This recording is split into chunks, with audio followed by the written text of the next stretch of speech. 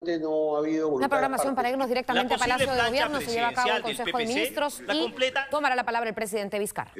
Los informes correspondientes a la situación en la que se encuentra la pandemia en nuestro país, cómo va la evolución también de la mejora de la situación económica, en la inversión pública de cada uno de los sectores, pero también cómo va la inversión pública en los gobiernos regionales, en los municipios a nivel nacional.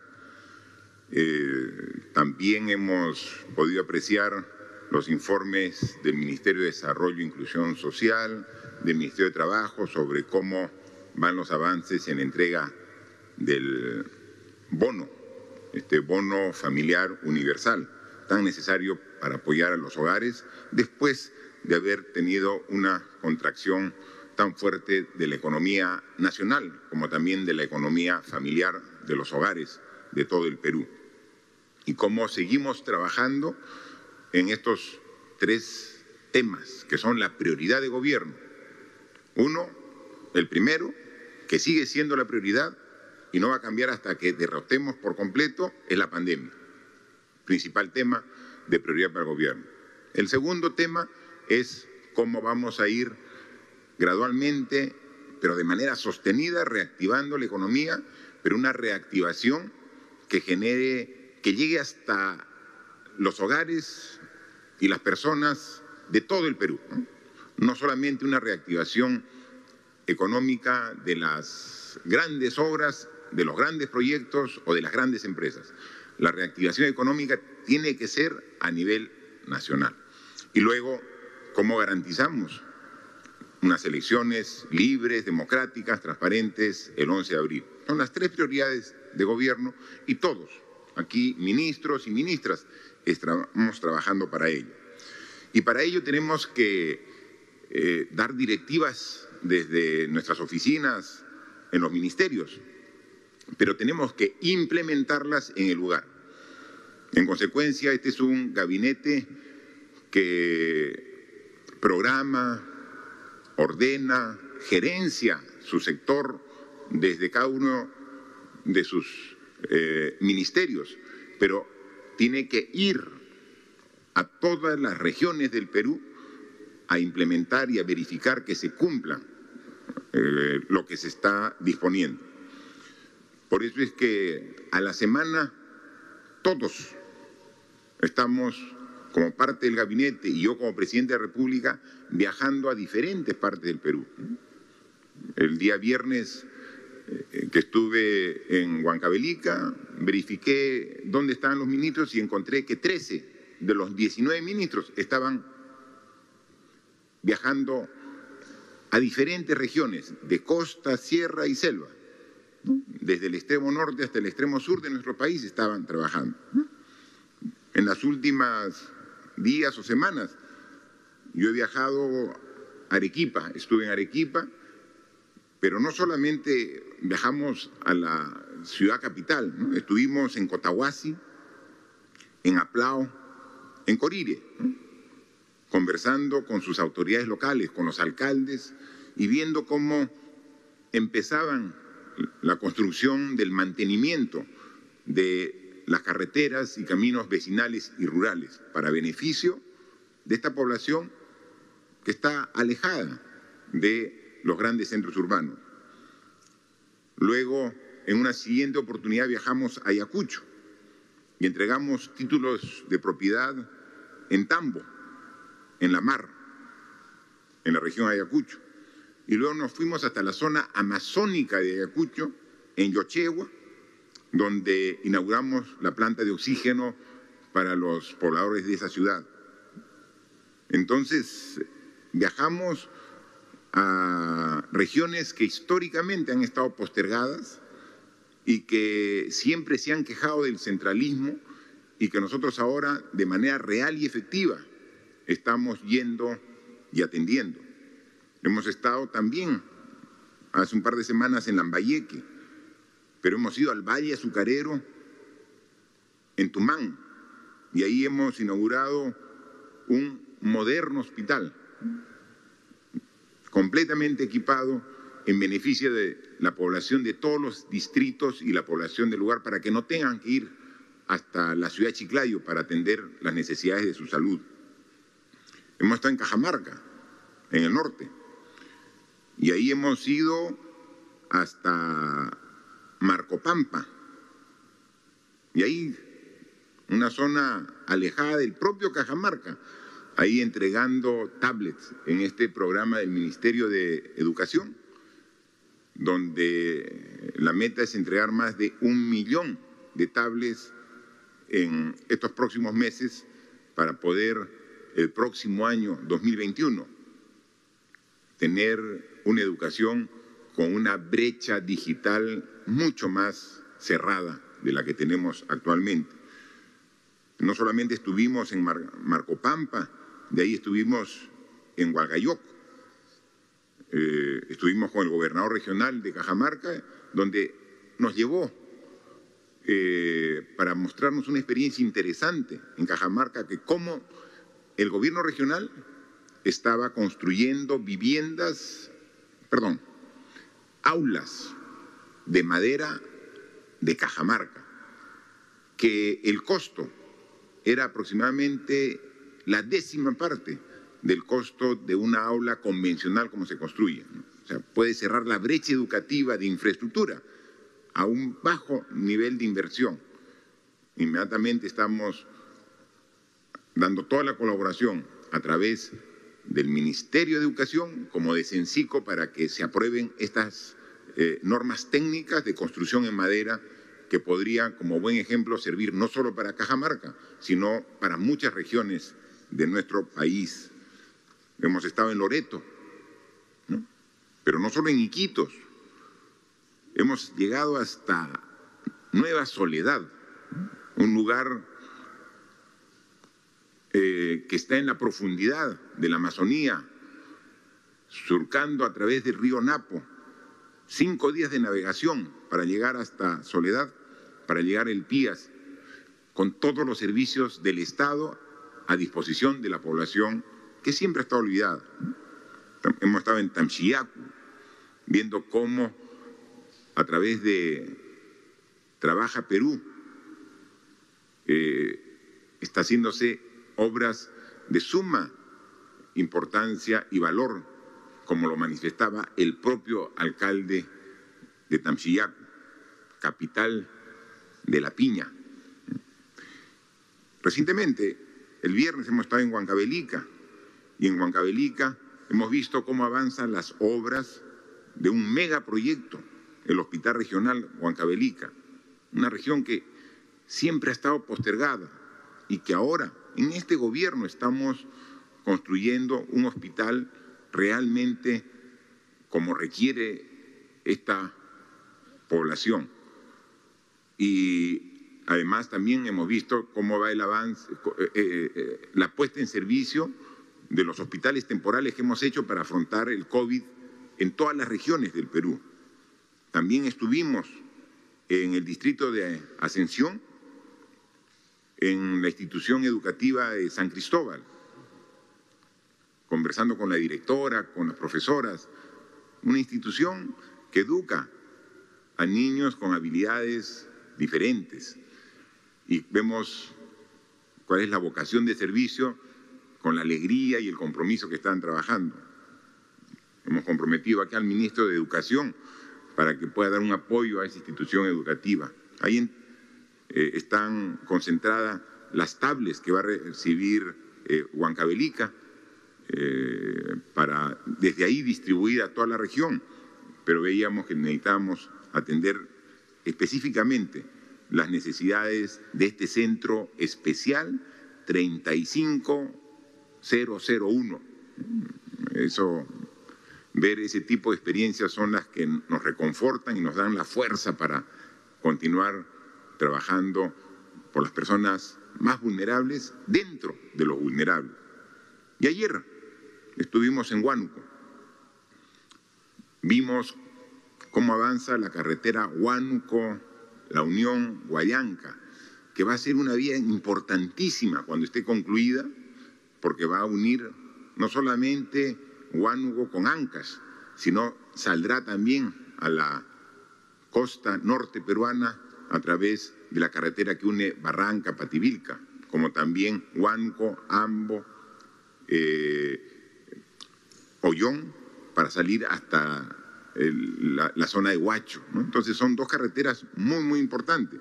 Pero así como veíamos este tipo de carreteras, también hemos estado en Churubamba, específicamente en el centro poblado de Verbenapampa, viendo cómo se realizan la construcción de los tramos de 50.000 kilómetros de vías vecinales y rurales que actualmente los 180 municipios provinciales están trabajando.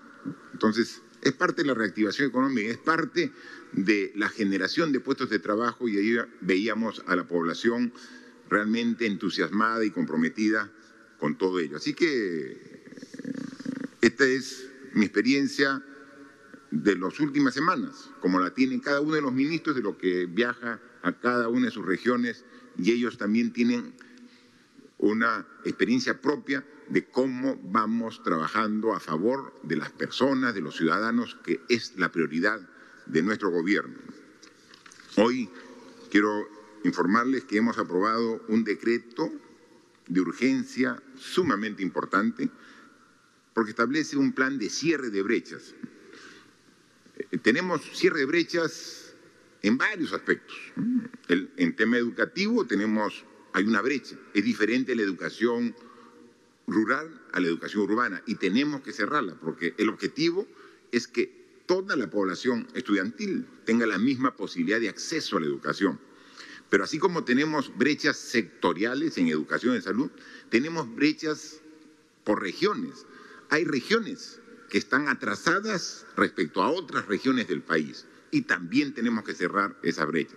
Tenemos brechas de la Amazonía, ¿no? Por lo amplia, lo dispersa, tiene un nivel de desarrollo menor que, por ejemplo, las regiones de la costa, como también hay regiones de la zona altoandina, ¿no? Entonces, este decreto de urgencia es para cerrar este tipo de brechas, ¿no? Y no es que es retórica, no es que vamos a cerrar la brecha, no, es fruto de reuniones que hemos tenido a través de la presidencia del Consejo de Ministros, de los diferentes sectores involucrados, para que podamos atender las necesidades urgentes y comprometidas en reuniones de trabajo y que ahora queremos hacer realidad. Por eso, en este DU de cierre de brechas se está asignando 146 millones de soles para poder atender obras en la Amazonía. Estamos hablando, por ejemplo, el MIDIS, son 6 millones para los caminos de herradura, embarcaderos y tambos en 5 provincias de la región Loreto. El Ministerio de Vivienda va a disponer de 82, casi 83 millones de soles para 22 proyectos de saneamiento, 21 en la región Loreto y 1 en la región de Puno. El Ministerio de Trabajo va a disponer de cerca de 37 millones para 42 proyectos para generación de empleo en Apurímac, en Cusco, en Loreto, en Ayacucho, en Huancavelica. Ministerio de Transportes, 16 millones de soles para el proyecto de la carretera Manseriche-Loreto, ¿no? Y también a la Municipalidad de Oyolo, 5 millones para el proyecto de riego del distrito de Oyolo en Ayacucho. Son casi 147 millones de soles. Además, el MIDIS, a través de FONCODES, va a orientar 5 millones para la ejecución de proyectos productivos para beneficiar a 3.200 hogares en la región Loreto, ¿no? Entonces, y si queremos cerrar brechas, tenemos que hacer un esfuerzo para aumentar la subvención a las personas con discapacidad severa que tenemos a nivel nacional. Vamos a atender a 34.000 nuevas personas con discapacidad severa y para eso hay un presupuesto de 13,5 millones de soles. Entonces, hay que cerrar brechas. Todos los peruanos somos iguales, todos los peruanos valemos lo mismo. O sea, ¿por qué tanta diferencia entre regiones o entre sectores? El objetivo de mi gobierno, con el apoyo de todos los ministros, y en general de la población es comenzar a cerrar las diferencias. Estas diferencias hieren lo más profundo del alma. O sea, saber que hay niños que tienen todas las facilidades para estudiar y hay niños que tienen que caminar horas hasta un centro educativo y luego no tienen energía eléctrica, no tienen sistema de internet. O sea, esas diferencias son a las que estamos abocados y estamos atendiendo, ¿no? Por eso, aquí tenemos el decreto de urgencia que ha sido aprobado el día de hoy. Yo lo pongo nada más, decreto de urgencia de cierre de brechas.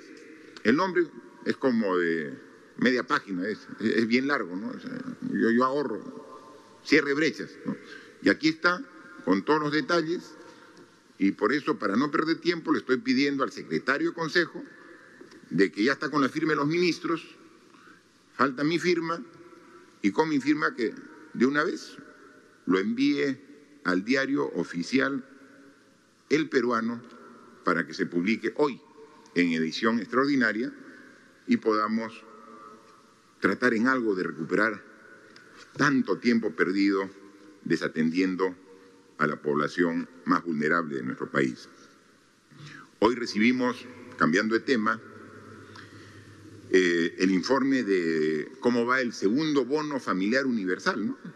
Y hay información interesante, porque recuerden que hemos empezado con la distribución de este segundo bono el 10 de este mes, el 10 de octubre hemos empezado. O sea, todavía no ha terminado el mes de octubre y ya más de 2.800.000 personas ya lo han recibido. Y 2.800.000 que representan a 2.800.000 hogares, ¿no? Y hasta la próxima semana, el 5 de noviembre, es decir, menos de un mes, del 10 de octubre al 5 de noviembre, ya la mitad del total, cerca de 4.200.000 hogares, ya tendrán en sus cuentas el abono correspondiente al bono de 760 soles. Yo le decía, yo quiero ver cómo está distribuido el bono, ¿no? O sea, porque a veces voy a algunas regiones y me dicen, presidente, y para Cusco, y para Arequipa, y para Piura, y para Loreto. Digo, a ver, ministro, ministra, ¿me puede dar el detallado? Sí, y acá está el detallado, ¿no? Un cuadrito, no lo ponemos porque es mucho número, ¿no? Pero acá está, por cada región, cómo se distribuye los 8.435.467 bonos que se va a distribuir, que se va a entregar a los hogares del país. Hemos visto que por la cantidad promedio de cada hogar, esto va a beneficiar alrededor de 21 millones de peruanos. Hay hogares de 5 personas, de 3 personas, hay algunos que son hogares de una persona, ¿no? Unifamiliares, pero más o menos el promedio determina que los 8.400.000 hogares comprenden alrededor de 21 millones de personas, ¿no? Y hay una distribución de estos 8.400.000 hogares en base a varios factores. Uno es la cantidad de la población de la región, ¿no? Y como es lógico, Lima, que tiene 1/3 de la población del país, tiene la mayor cantidad de bonos, ¿no? De los 8.400.000, 2.200.000 son para Lima. Pero no es 1/3 del total, porque también hay otro factor que es también el nivel de desarrollo y la economía. Por eso hay regiones como Piura, que tiene 500.000 hogares que van a recibir el bono. Piura. Puno, 433.000 hogares. La Libertad, 489.000 hogares. Cusco, 435.000 hogares. Cajamarca, 492.000 hogares van a recibir el bono. Entonces, está distribuido y acá está todo, ¿no? Obviamente hay regiones que por su tamaño poblacional tienen, Moquegua tiene 49.000 hogares que van a recibir bono. Se dan cuenta, ¿no? A comparación de Piura es la 10ª parte, pero claro, la población es sensiblemente menor. Entonces vemos Ancash, 333.000 hogares van a recibir el bono, Loreto, 300.000 hogares van a recibir el bono. Y acá, esto es el total, pero ya tenemos el avance, cuánto va recibiendo, ¿no? Y entonces tenemos que, por ejemplo, de los 500.000 hogares de Piura que van a recibir bono, ya a la fecha se ha distribuido a 172.000. O, por ejemplo, en Cajamarca, de 492.000 hogares, ya se entregó a 163.000, ¿no? Entonces, esa información yo le voy a pedir tanto al ministro de Trabajo como a la ministra de Desarrollo e Inclusión Social que se difunda, porque a veces dice, ¿y dónde está el bono? Aquí está el bono y se está repartiendo y está llegando a los hogares, ¿no? Y esto es un apoyo económico para poder atender las necesidades básicas mientras que se va generando el trabajo con los proyectos de inversión pública, de inversión privada, de arranca 1, arranca 2 y que van a generar las fuentes de trabajo, ¿no? Así que vamos a continuar trabajando en ese sentido. También hoy se ha presentado a Consejo de Ministros, todavía no se ha aprobado, pero se lo ha aceptado ya como un proyecto sumamente importante, un decreto de urgencia para promover la contratación de empleo formal, ¿no? Todos hemos sido afectados con esta pandemia, pero el empleo formal ha sido muy afectado. Se está recuperando, mes a mes está recuperándose el empleo, pero falta un empujón para que el empleo formal tenga un incremento mayor, ¿no? Y por eso el Ministerio de Trabajo con el Ministerio de Economía y Finanzas han trabajado un decreto de urgencia que lo vamos a aprobar, pero que ahora ya se lo he expuesto. Es sumamente importante, interesante. Yo quisiera que nos dé algunos detalles de este decreto de urgencia el ministro de Trabajo, para que nos pueda comentar y decir por qué es tan importante que lo aprobamos y por qué es que ha recibido el respaldo y el apoyo de todos los miembros del Consejo de Ministros la presentación que nos ha hecho. Por favor, ministro. Gracias, presidente. Como usted ha señalado, en esta pandemia muchas familias han sido golpeadas como consecuencia de la crisis sanitaria y la crisis económica, y esto ha impactado directamente en el empleo. Esto ha generado la necesidad de impulsar adicionalmente la necesidad de contratación de trabajadores, básicamente con 4 grandes objetivos: recuperar los empleos que se perdieron, y eso incluye, por ejemplo, a los trabajadores que han entrado en suspensión perfecta y que no han podido recibir una prestación económica; generar nuevos contratos, garantizando que estos efectivamente se produzcan en la realidad; formalizar empleos, aquellas empresas que tienen formalidad en su constitución, pero que contratan informalmente, y que a partir de este incentivo pueda generarse un esquema de incorporación en la planilla formal. Pero además, uno de los temas también en donde ha sido más impactado el empleo es en el tema de jóvenes, y la norma que se propone plantea priorizar esta contratación y este incentivo en la contratación de jóvenes. Estimamos que alrededor de 350.000, cerca de 350.000 trabajadores pueden ser objeto de un beneficio de esta naturaleza, y como usted ha señalado, en los días siguientes va a ser objeto de su aprobación y de sus detalles junto con el Ministerio de Economía, con quien hemos trabajado esta propuesta. Es sumamente importante este decreto de urgencia que vamos a aprobar en los próximos días. Ya el informe del equipo técnico del Ministerio de Trabajo ha sido por todos dado como satisfactorio. En consecuencia, vamos a aprobarlo.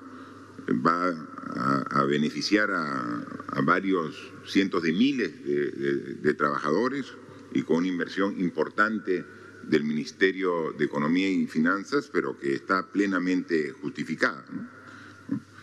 Y así como vemos el tema específico del trabajo, también, como lo dije, hemos estado en 2 de los viajes que hemos hecho, a Huancavelica y también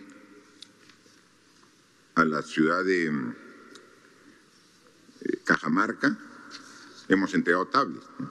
Y entonces las tablets van a ser sumamente importantes, porque yo quiero resaltar que no solamente es una respuesta a la pandemia, ¿no? O sea, no es que estamos adquiriendo tablets para usarlas durante la pandemia, ¿no?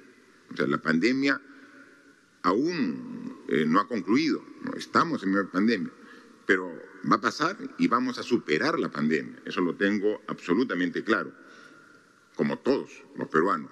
O sea, las curvas están bajando y estamos trabajando responsablemente en ello. Pero lo que se quiere es cerrar la brecha educativa, y esa brecha educativa digital, para ello es esta adquisición de tecnología que va a ser para varios años, ¿no? En consecuencia, hay un programa de distribución de tablets bastante ambicioso, y lo que he recomendado yo al ministro de Educación es que tratemos de mejorar la coordinación con los gobiernos regionales, que son los que tienen la responsabilidad de la educación en cada una de las regiones, a través de las direcciones o gerencias regionales de educación y de las unidades de gestión educativa local, las UGELES, ¿no? Entonces, porque también hay esfuerzos de gobiernos regionales y de municipios para llevar la tecnología a su jurisdicción. Y entonces nosotros, como Ministerio de Educación, tenemos que complementar todo este esfuerzo, ¿no? Entonces, para que se sumen, para que todas tengan el mismo contenido y podamos ser mucho más efectivos, ¿no? O sea, acá no se trata de duplicar esfuerzos, acá se trata de juntar esfuerzos para mejorar la educación y cerrar la brecha digital. En eso estamos trabajando y le estamos poniendo mucho esfuerzo, ¿no?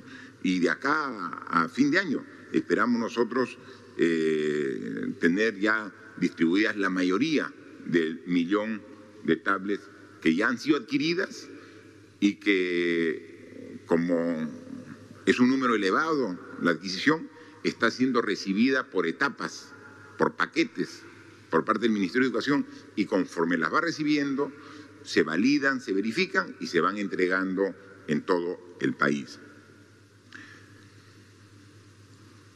Hay que hablar un poco también de la pandemia, que es el tema principal que nos aboca como gobierno.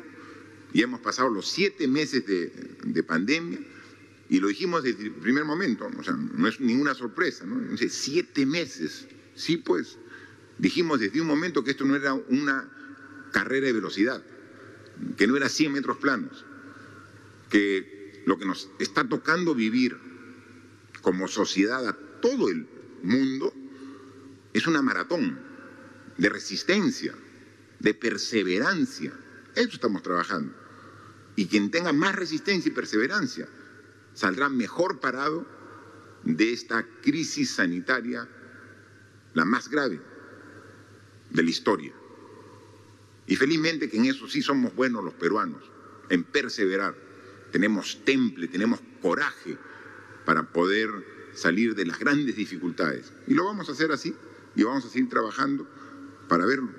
Porque la pandemia no ha desaparecido, sigue vigente aquí en el Perú y en todo el mundo. Nosotros vemos todos los días cómo las cifras siguen aumentando. Hemos visto que países de Europa nuevamente han recrudecido sus niveles de contagio diario, ¿no? Y hemos visto, en función de la información de la Universidad Johns Hopkins, ¿no?, que ya hay 8 países del mundo que ya superaron el 1.000.000 de personas contagiadas. Está a la cabeza Estados Unidos, sigue India, Brasil, Rusia, Francia, España, Argentina, Colombia. Son los 8 países que ya superaron el 1.000.000 de personas contagiadas. Nosotros estamos todavía más abajo. Seguimos poco a poco aumentando, pero ya no en los niveles que estábamos aumentando en los meses pasados.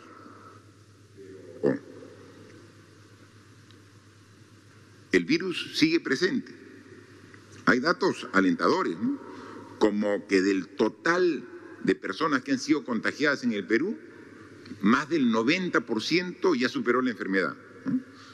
Yo recuerdo que hace algunos meses me sentía satisfecho porque el 50% de los infectados ya habían superado la enfermedad. Ahora, el 90% de los que han tenido el virus en su organismo ya superó la enfermedad, más del 90%. Y hemos hecho más de 4,5 millones de pruebas COVID en el Perú. Felizmente, la cifra de fallecidos de la última semana respecto a la anterior es sensiblemente menor.